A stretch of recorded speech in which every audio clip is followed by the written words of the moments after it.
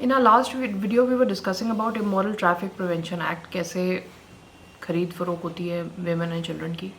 इसको आगे बढ़ाते हैं। अब सेक्शन 6 से लेके और बाकी सेक्शंस जो इम्पोर्टेंट है we'll discuss that today. Detaining a person in premises where prostitution is carried on, किसी भी पर्सन को उस प्रेमिसेस में अगर बंद कर लें जहाँ प्रोस्टिट्यूशन होती है तो that is also a part of this section. अब कहाँ कहाँ उसको डिटेन करते हैं। Person is detained whether or without his consent in a brothel, जो कि कोठा होता है उसमें, in or upon any premises intent that such person may have sexual intercourse with a person who is not the spouse of such person, या किसी ऐसी जगह जहाँ पे उसके साथ illicit sexual intercourse होगा with any other person who is not the spouse। उसकी punishment होती है not less than 7 years but which may be for life or for a term which may extend to 10 years and shall be liable to fine। तो या तो इसकी 7 साल से कम नहीं होती, या लाइफ होती, या 10 साल होती। Provided the court may for adequate and special reasons to be mentioned impose a sentence of imprisonment for a term less than 7 years। कुछ केसेस में कोर्ट अगर कोजेंट रीजंस देता तो ये 7 साल से कम भी पनिशमेंट दे सकता है, प्रॉपर रीजन देने पड़ेंगे। Where any person is found with a child in a brothel it shall be presumed unless the contrary is proved that he has committed an offence under subsection 1। अगर कोई बच्चे के साथ कोई पाया जाता है तो वो सबसेक्शन 1 की ऑफेंस लागू हो जाती है उसके ऊपर। Where a child or minor found in a brothel is on medical examination detected to have been sexually abused, it shall be presumed unless the contrary is proved that the child or minor has been detained for purposes of prostitution as the case may be। अगर कोई child वहाँ पाया जाता है और उसकी medical examination होती है और उसमें पता चलता है इसका सेक्शुअल इंटरकोर्स हुआ था, इस केस में प्रिज्यूम हो जाता है कि उसको डिटेन किया था फॉर सेक्शुअल पर्पसेस, इलिसिट उससे पैसा कमाने के लिए। Any person shall be presumed to detain a woman or a girl in a brothel or in or upon any premises for the purpose of sexual intercourse with a man other than her lawful husband if such person with intent to compel or induce her to remain there। अगर कोई lady को, woman या girl को detain करता है for sexual intercourse, withholds from her any jewelry, wearing apparel, money or other property belonging to her, उससे कोई jewellery वगैरह अपने पास रखता है, विदहोल्ड करता है, threatens her with legal proceedings if she takes away her jewellery, और उसको थ्रेटन करता है कि अगर आप कुछ सामान ले गए तो आप पे लीगल प्रोसीडिंग होगी। Notwithstanding any law to the contrary, no suit, prosecution or other legal proceeding shall lie against such woman or girl। इस केस में अगर वो ज्वेलरी वगैरह ले भी जाती है तो उसके ऊपर कोई लीगल प्रोसिक्यूशन मतलब कोई भी प्रोसीडिंग नहीं होगी। For the recovery of any jewellery wearing apparel और property alleged to have been lent or supplied to her during this time। ठीक है जी। तो ये डिटेनिंग का था कि जब कोई पर्सन डिटेन होता है फॉर प्रोस्टिट्यूशन, चाइल्ड, वुमन, तो उसका क्या होता है। इसमें लाइफ इम्प्रिजनमेंट तक भी जाते हैं। सेक्शन 7 प्रोस्टिट्यूशन इन और in the vicinity of public places. अब पब्लिक प्लेसेस की डेफिनेशन हमने पहले भी देखी थी। इन प्लेसेस में जब ऐसे कोठे चलते हैं तो उनका क्या होता है। Any person carries on prostitution, the person with whom such prostitution carries on in any premises, जो करता है और जिसके साथ वो करता है, which are within areas notified under subsection 3।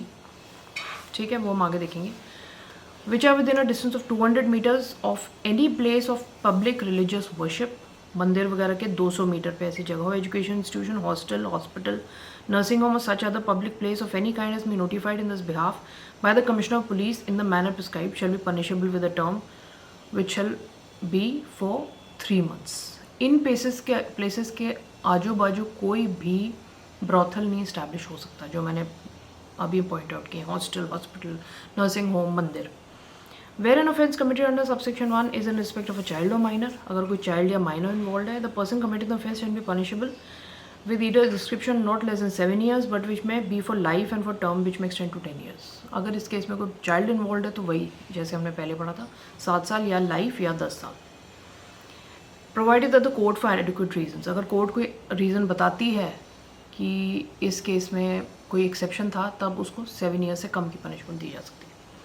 Any person who being the keeper of any public place knowingly permits prostitutes for purpose of their trade to resort or remain in such place, being the tenant, lessee, occupier or person in charge of any premises referred to in subsection knowingly permits the same or any part to be used for prostitution। अगर कोई बंदा जान पूछ के keeper है उस public place का और वहाँ पे प्रोस्टिट्यूशन अलाउ करता है, या फिर टेनेंट, लेसी एक्सेट्रा, फिर वहाँ प्रोस्टिट्यूशन अलाउ करता है, being the owner, lessor, landlord of such public place, और वो वहाँ पे विलफुली प्रोस्टिट्यूशन अलाउ करता है, shall be punishable. First conviction पे जो होगा वो 3 months का होगा और with fine which may extend to 200 rupees। In the event of second या उसके बाद कन्विक्शन, मतलब पहली बार उसको पकड़ा है तो इतना फाइन होगा और इतनी पनिशमेंट होगी। सेकेंड टाइम अगर उसको पकड़ते हैं तो 6 months होगा। which may extend to 200,000 rupees, and if the public place or premises happen to be hotel, the license for carrying on the business of a hotel under the law for the time being force shall be liable to be suspended for a period not than 3 months, but which may extend to 1 year. अगर ऐसा premises जिसमें वो detain करता है लड़कियों को वो कोई पब्लिक प्लेस होटल है तो उसका लाइसेंस 3 मंथ्स के लिए कैंसिल हो जाता है और 1 साल तक वो कंटिन्यू हो जाएगा. Provided that if an offence committed under this subsection is in respect of a child or minor in a hotel, such license shall be liable to be cancelled. Child और माइनर होगा तब भी cancel ही होगा licence. For the purpose of section hotel shall have the meaning as clause 6 hotel receipts tax act है, उसके अंदर जो होटल की डेफिनेशन है, जो लाइसेंस्ड होटल होते हैं वो सारे इसके अंदर आएंगे. State government may have regard to kinds of persons frequenting in area और areas in the state, the nature of the destiny of the population there and also relevant consideration by notification direct that prosecution not be carry. अच्छा, अब हर state में कुछ areas होते हैं state ने designate किए होते हैं कि यहाँ पे प्रोसिक्यूशन नहीं होगा या इसके 200 मीटर के अंडर नहीं होगा, तो वो एरियाज इसमें स्पेसिफाई होते हैं. वो नोटिफिकेशन आती है हर एक जगह की अलग अलग, you have to follow that. Where a notification is issued under subsection 3 in respect of any area, the state government shall define the limits of such area. No such notification shall be issued so as to have effect from a date either earlier than the expiry of a period of 90 days after the date on which it is issued. Notification जब issue होती है तो 90 days तक वो लागू होती है, तो उन एरियाज़ में आप बिल्कुल प्रोस्टिट्यूशन नहीं कर सकते. Seducing or soliciting, अब सेक्शन 8 आ गया. Seducing or soliciting for purpose of prostitution. Whoever in any public place or within the sight of or in such manner as to be seen or heard from any public place, whether from within any building or house or not. अब seducing और soliciting. Seduce करना क्या होता है? किसी को उकसाना, ठीक है ना. इस केस में seducing, soliciting मतलब उसको prostitution के लिए invite करना. कोई भी बंदा पब्लिक प्लेस में या फिर अपने विद इन साइट ऐसी नॉइजेस करता है या ऐसा बुलाता है उसको और हर्ड फ्रॉम एनी पब्लिक से वेदर किसी बिल्डिंग के हाउस के ऊपर by words gestures wilful exposure of her person whether by sitting by window और in the balcony of a building और हाउस और इन एनी अदर वे और otherwise tempts और एंडेवर्स टू टेम्प्ट और attract और endeavours to attract the attention of any person for the purpose of prostitution. Whoever gender neutral है, कोई भी बुलाता है लोगों को for the purpose of prostitution building पे बैठ के या खिड़की पे बैठ के. Solicits or molests any person or loiters or acts in such a manner as to cause obstruction or annoyance to persons residing nearby or passing by such public place or to offend against public decency for the purpose of prostitution. या फिर कोई किसी को सीटी मारता है या फिर ऐसी कुछ गलत हरकत करता है एक पब्लिक प्लेस में, वो इनकी पनिशमेंट होती है फर्स्ट कन्विक्शन पे. जब पहला ऐसा एक्ट होगा 6 मंथ्स, जो 500 से लेके 500 तक का फ़ाइन लगता है, और उसके बाद अगर दोबारा पकड़े जाते हैं उसमें 1 ईयर लगता है और 500 तक का फ़ाइन होता है for soliciting and seducing, right. Where an offence under section is committed by man he shall be punishable for a term not less than 7 years but which may extend to 3 months. अब however बोला है gender neutral है, इसमें अगर man होता है तो उसकी पनिशमेंट 7 साल तक चली जाती है as compared to a woman who's doing this.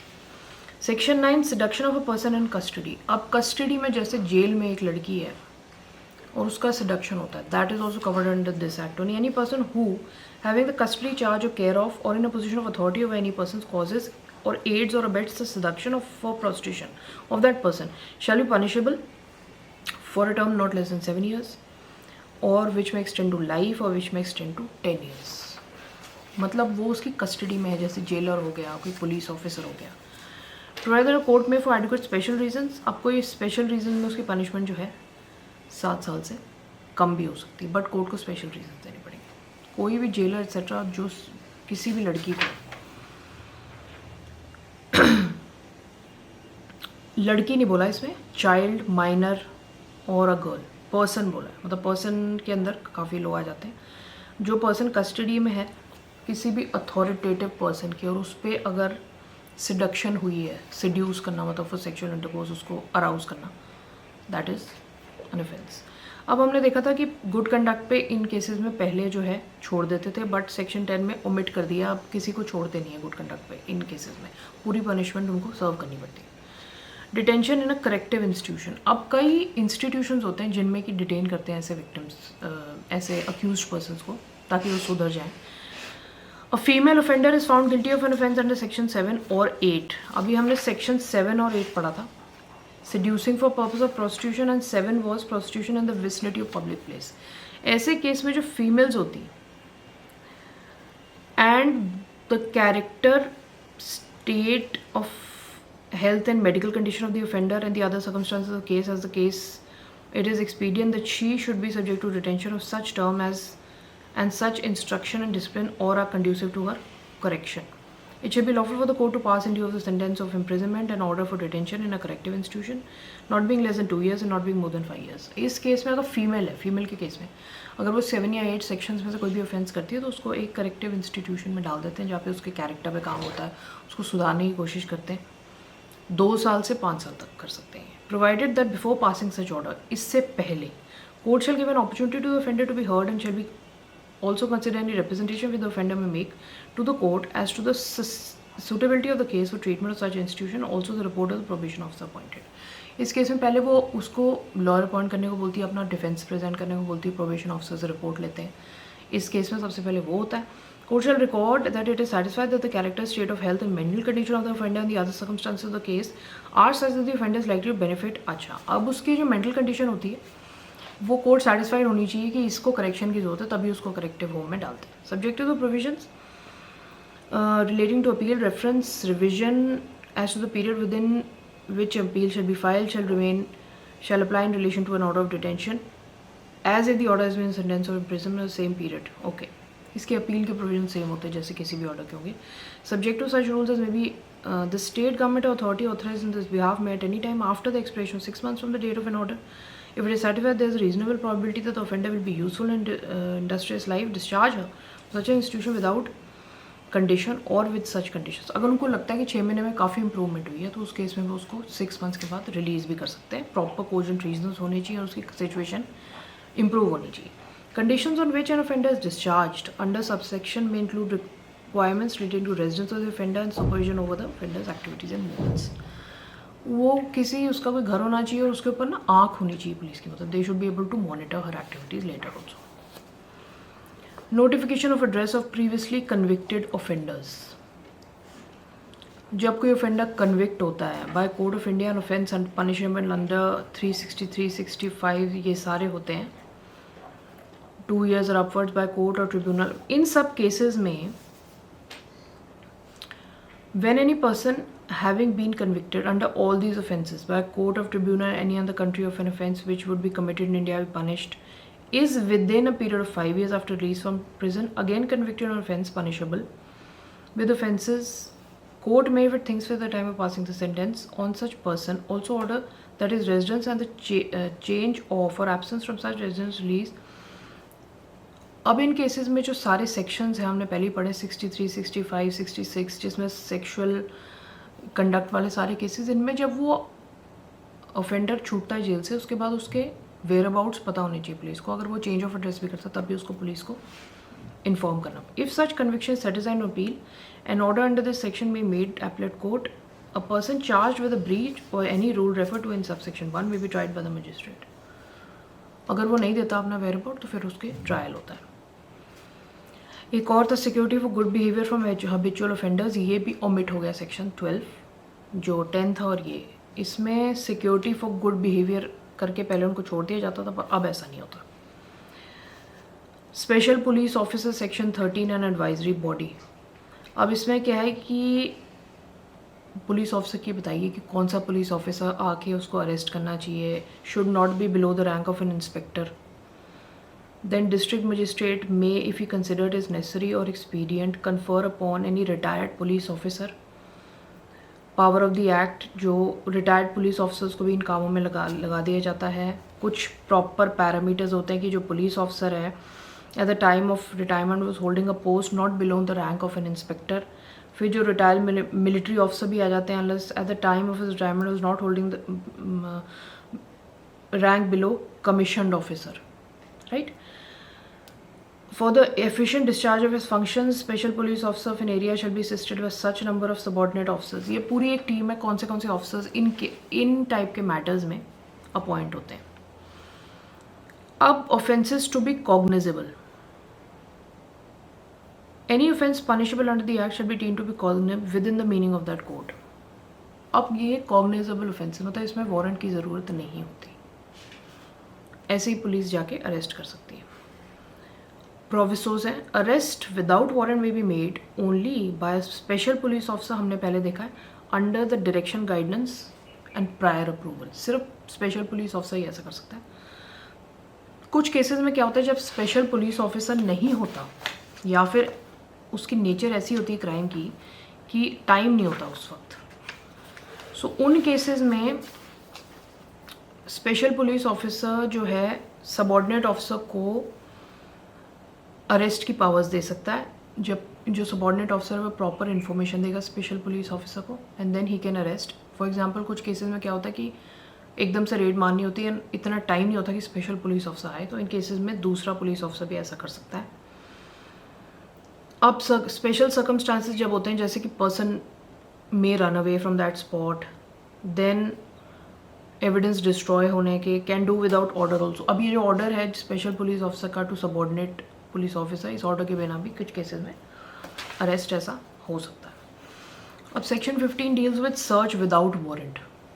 कुछ केसेस में क्या होता है कि विदाउट वारंट की भी सर्च हो जाती है. स्पेशल सर्कमस्टांसेस होने चाहिए, रीजनेबल ग्राउंड्स होने चाहिए स्पेशल पुलिस ऑफिसर की कि ऐसा हम क्यों कर रहे हैं, वारंट बनाने का टाइम नहीं मिला या फिर डिले से केस के जो मेरिट्स हैं वो वीक हो सकते थे उन केसेस में. Special police officer trafficking officer as a case में भी shall call upon 2 or more reliable inhabitants of the locality in which the place to be searched is situated to attend the witness. मतलब वहाँ पे 2 लोगों को बुला के as a witness वहाँ खड़े भी करना पड़ता है.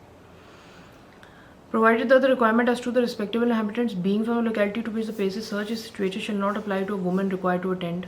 Any person who without reasonable cause refuses, neglects to attend and witness a search when called upon to do so, an order of writing delivered or tendered shall be deemed to have committed an offence. अगर कोई बोलता है कि मैं witness नहीं बनूंगा तो उसको भी ऑफेंस 187 में वो भी ऑफेंडर होता है. स्पेशल पुलिस ऑफिसर और the trafficking police officer the case में भी entering any premises shall be entitled to remove thereof all the persons. सबको वहाँ से जब रेड डलती है वहाँ से सबको निकालना होता है. Special police officer after removing shall forthwith produce him before the appropriate magistrate.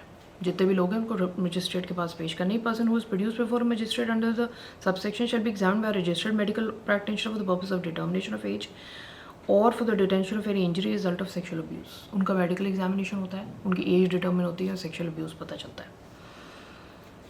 अब इसमें मेडिकल ऑफिसर की जो इंडियन मेडिकल काउंसिल में जो मेडिकल प्रैक्टिशनर की जो डेफिनेशन है उसी में कंसिडर होता है. स्पेशल पुलिस ऑफिसर और attending the witness shall be liable to any civil criminal proceeding against them in respect of anything unlawfully done in connection with. Special police officer tracking as the case may be making a search under the section shall be accompanied by at least 2 women police officers where any woman or girl removed under subsection is required or interrogation shall be done by a woman police officer and no woman police officer available.